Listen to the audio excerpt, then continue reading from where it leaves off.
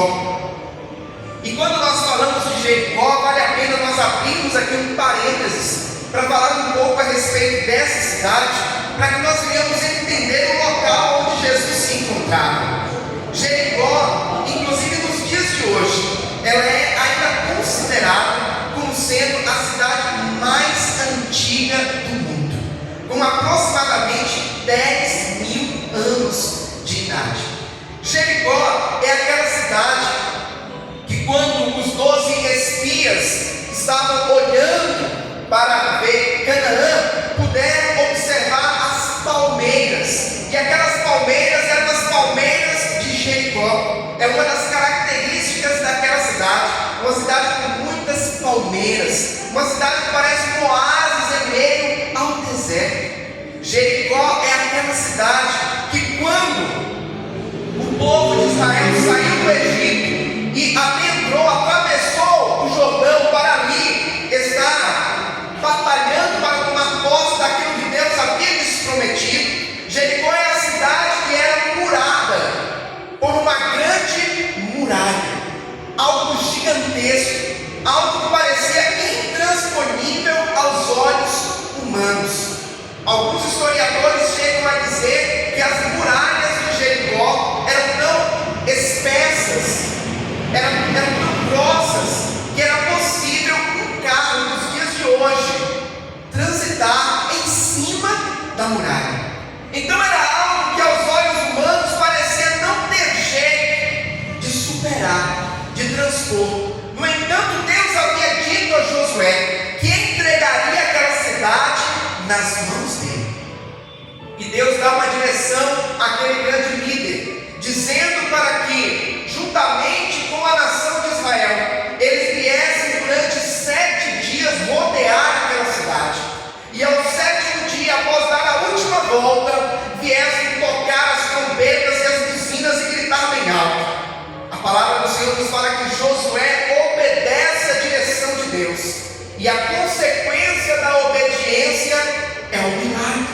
A palavra do Senhor vai nos falar que as muralhas vieram ao chão, e Josué e toda a nação de Israel pode adentrar naquela cidade e tomar, conquistar aquilo que Deus havia lhes prometido.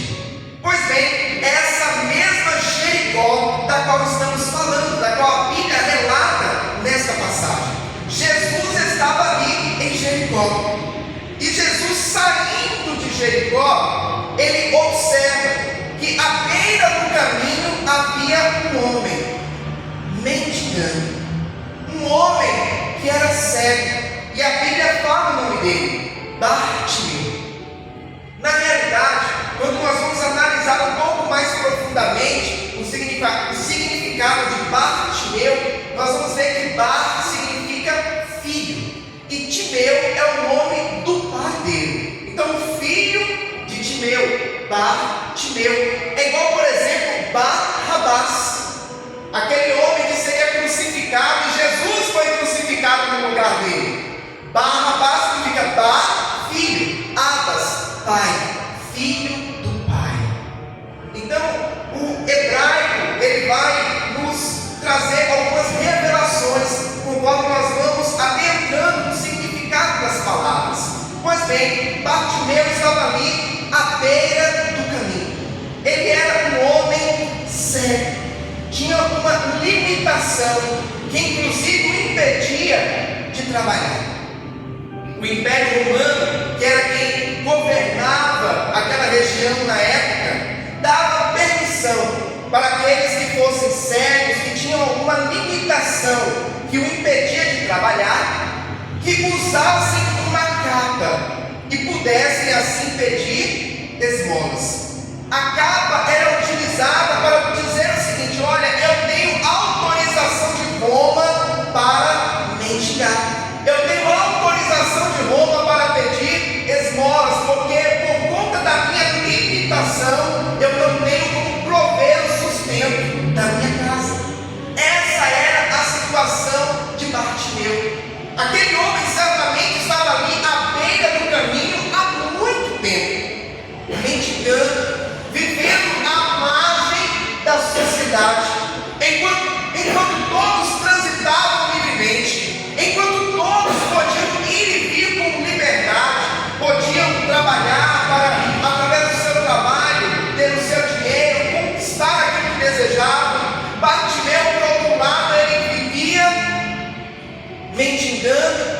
dependência de que as pessoas olhassem para ele com compaixão e viessem ajudar. No entanto, um certo dia, Jesus está passando ali pelo caminho, e Bartimeu, ouvindo aquele alvoroço da multidão, porque aonde Jesus ia, uma grande multidão o acompanhava. Bartimeu ouve aquele barulho de muitas pessoas caminhando, aquele barulho de muita gente conversando, e ele pergunta para alguém que estava ali em meio àquela multidão: quem é que está passando aí? O que está acontecendo? E alguém diz para ele: é Jesus de Nazaré, que está passando por aqui. Aleluia! Eu quero te dizer nesta noite, meu irmão e minha irmã, que Jesus de Nazaré está aqui em nosso meio. Que Jesus de Nazaré é aquele que está aqui nesta noite conosco, que não nos deixa, que não nos desampara. Aleluia!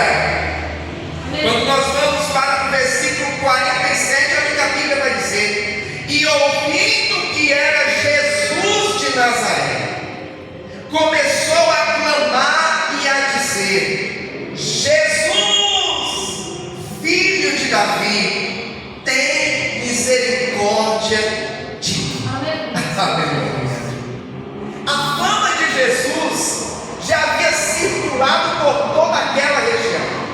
Certamente, Bartimeu sabia do que Jesus havia feito em outras ocasiões, dos prodígios, milagres, maravilhas, e certamente ele tinha no seu coração que aquele homem era o Messias, que aquele homem era o Salvador, o enviado de Deus para salvar a humanidade.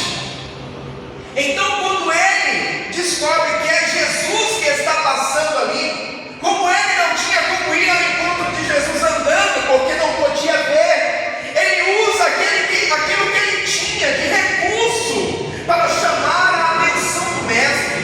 E o recurso que Bartimeu tinha era a sua voz, e ele começa a clamar: Jesus, filho de Davi, tem misericórdia de mim. Aleluia. Eu abro aqui um parênteses para te dizer algo muito importante. Quando Bartimeu diz assim: Jesus, filho de Davi, ele está ali naquele momento reconhecendo quem era Jesus, porque todo bom judeu sabia que o Messias, ele viria da linhagem de Davi, da descendência de Davi. Então, quando ele diz Jesus, filho de Davi, ele está reconhecendo Jesus como o Messias, Jesus como o enviado. Aleluia. No entanto, em meio ao seu clamor, em meio à sua tentativa de chamar a atenção do mestre, a palavra do Senhor vai nos falar que a multidão tentava calá-lo. A multidão repreendia, versículo 48, e muitos o repreendiam para que se calasse, mas ele clamava cada vez mais: filho de Davi, tem misericórdia de mim. Aleluia. A palavra do Senhor vai nos falar que aquele homem, mesmo diante as barreiras, mesmo diante as limitações, ele insistia em clamar pelo mestre. Ele insistia em tentar chamar a atenção do mestre. E aqui eu chamo a tua atenção para algo importante. Quantas vezes você não já tentou chamar a atenção do mestre? E talvez em meio a esse processo de clamor, a esse processo de busca, alguns até tentaram te calar, alguns até tentaram te desanimar, alguns até tentaram te repreender, dizendo: não incomode o mestre. Ou, trazendo para os dias de hoje: por que você ainda insiste nisso? Por que você ainda vai para a igreja buscar por isso? Por que você ainda ora por aquela pessoa? Por que você ainda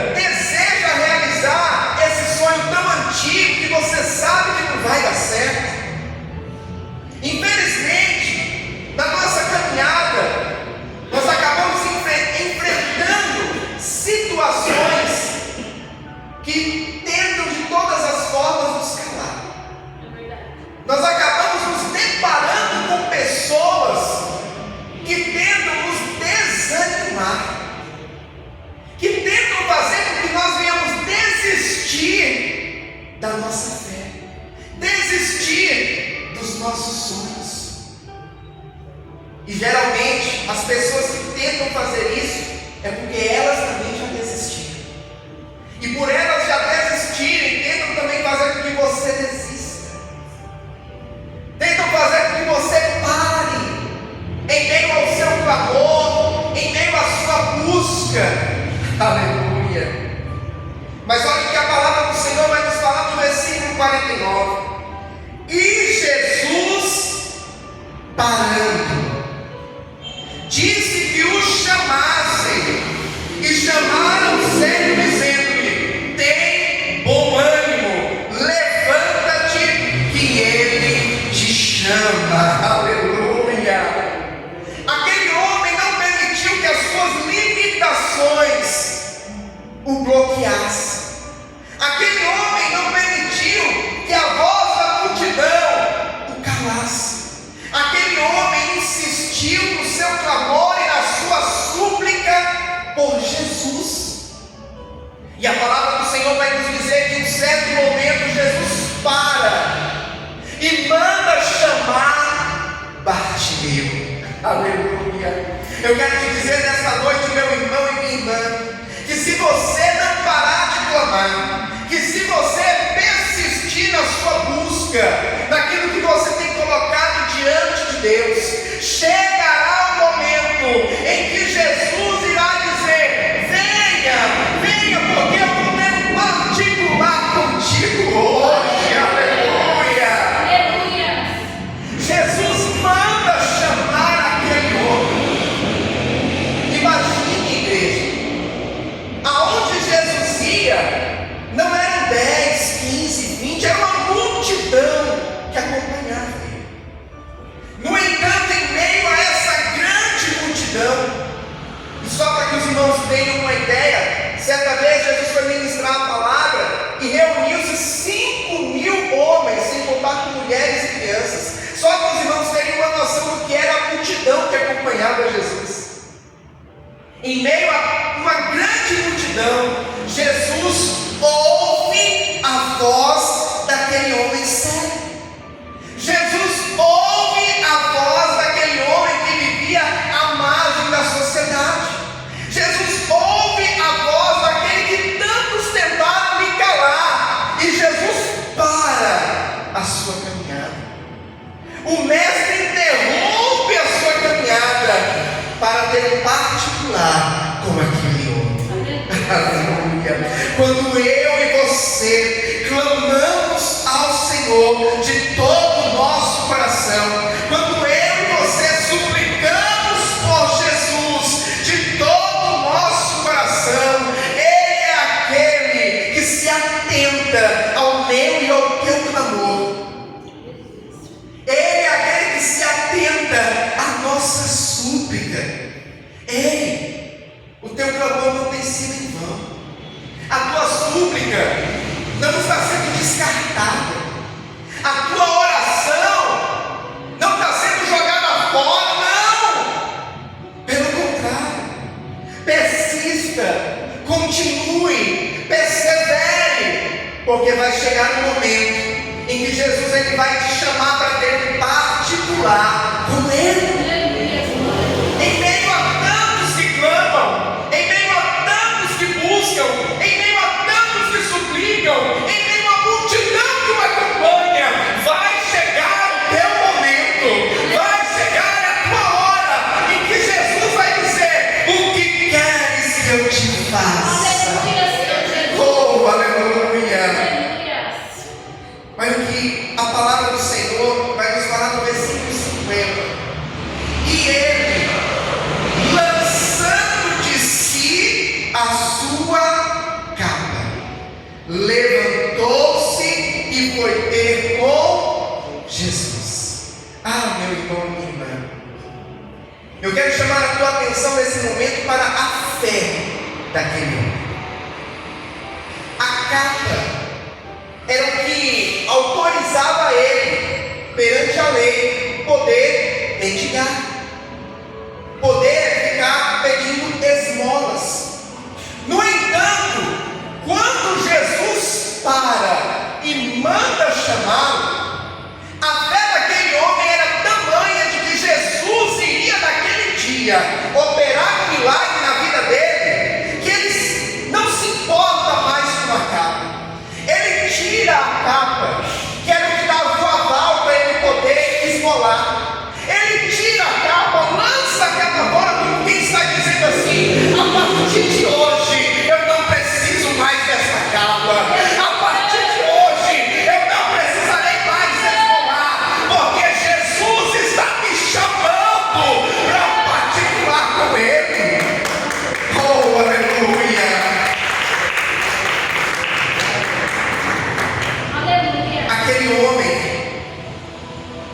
ouvindo a voz de Jesus.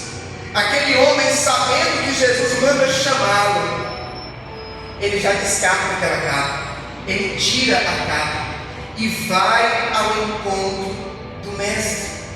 No versículo 51, Jesus vai dizer: que queres que te faça? E o cego lhe disse: mestre, que eu tenha visto. Aleluia. E talvez muitos podem até se perguntar assim: mas por qual motivo que Jesus está perguntando o que ele queria que seja feito por ele? Porque para um homem que está cego, certamente o que ele mais anseia na sua vida é voltar a ver, poder enxergar. No entanto, Jesus, ele é aquele que quer ouvir de mim e de você. O que você quer? O que você precisa? Qual a tua necessidade hoje? Como ele disse para aquele cego: o que queres que eu te faça? Ah, pastor, mas Jesus sabe de todas as coisas. Sim, ele sabe. Assim como ele sabia o que aquele cego precisava. Mas Jesus, ele quer ouvir a nossa voz. Ele quer nos ouvir dizer o que nós estamos precisando. E a palavra do Senhor vai nos falar que aquele cego, ele responde: mestre, que eu tenha vista. Ah, meu irmão e minha irmã, nesse momento é como se eu me transportasse para aquele momento. É como se a minha mente agora estivesse realmente imaginando aquele homem cego, com o seu rosto olhando para o alto, porque certamente ele estava talvez agachado, mas ele olha para o alto, tentando mais ou menos ter uma noção de em que lugar, em que posição Jesus estava. E ele diz: mestre, eu quero ver. Mestre, que eu tenha vista. Aleluia. E nesta noite eu te pergunto: o que você precisa da parte de Jesus? O que o teu coração tanto anseia da parte de Deus? Qual é a tua necessidade? O que tem te limitado? O que tem sido um porém na tua vida? Para o cego Bartimeu, a cegueira, a deficiência visual era um porém na vida dele. Aquela deficiência o limitava. Aquela deficiência impedia ele de viver como as demais pessoas, de trabalhar, de ter o próprio sustento, talvez até de constituir uma família. Aquela enfermidade era um verdadeiro porém na sua história. E eu te pergunto nessa noite: o que tem sido um porém na tua história? Qual tem sido a limitação da tua vida, a qual você tanto precisa de um mover sobrenatural de Jesus nesta noite? Nós falamos aqui no início da ministração que Jesus está neste lugar. Jesus não apenas está passando, Jesus está aqui. Jesus está em nosso meio. Jesus está te ouvindo. E eu te pergunto mais uma vez: o que você precisa que Jesus te faça nesta noite? É uma cura? É a libertação de um familiar, de um ente querido? É uma provisão financeira? É a restauração de um casamento? É a restauração do relacionamento com os teus familiares? Eu não sei, mas você sabe. E nesta noite você tem a oportunidade de dizer para Jesus o que você precisa, o que você quer que Ele faça por você hoje. Aleluia. Aquele homem disse: Senhor, eu quero ver. Senhor, que eu 52 vai nos falar: e Jesus lhe disse: vai, a tua fé te salvou. E logo viu e seguiu a Jesus pelo caminho. A fé.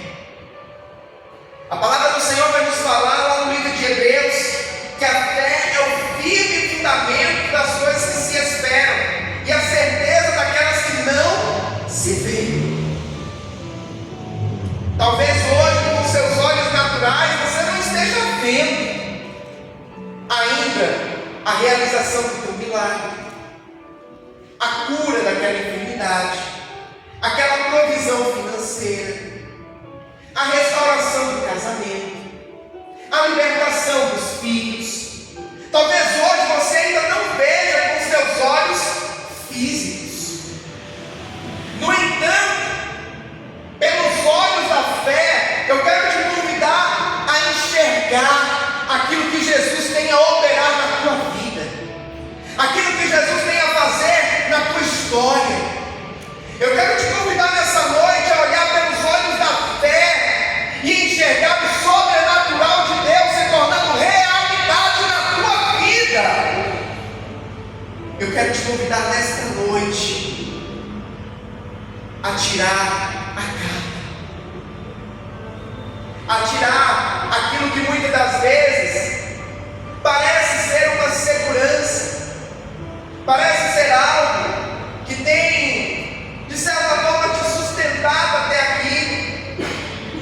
No entanto, que após a realização desse milagre da parte de Jesus na tua vida, você não vai mais precisar dessa capa, você não vai mais precisar dessa muleta, porque Jesus é aquele que vai operar no milagre, Jesus é aquele que vai fazer o sobrenatural.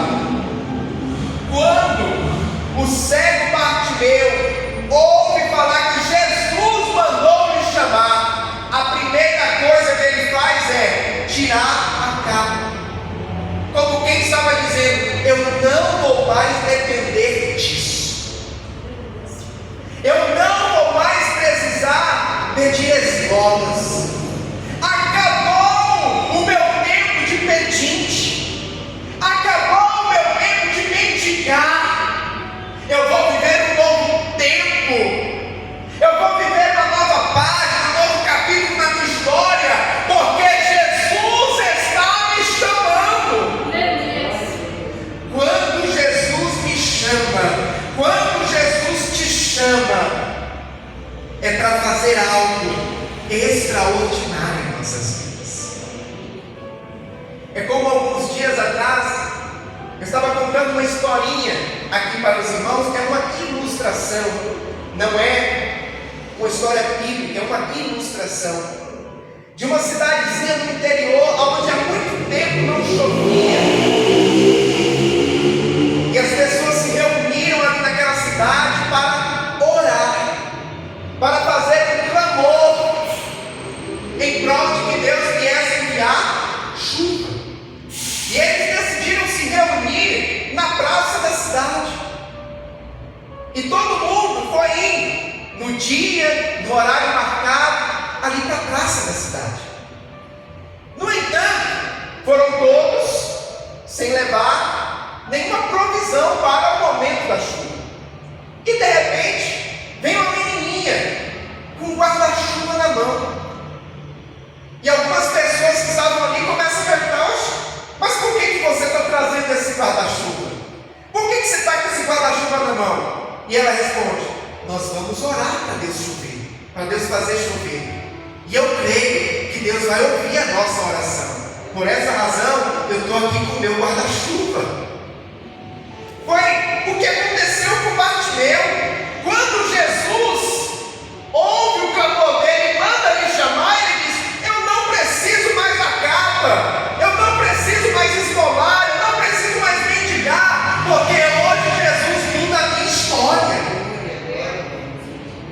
Nós precisamos tirar a capa, nós precisamos tirar tudo aquilo que parece ser uma segurança, mas na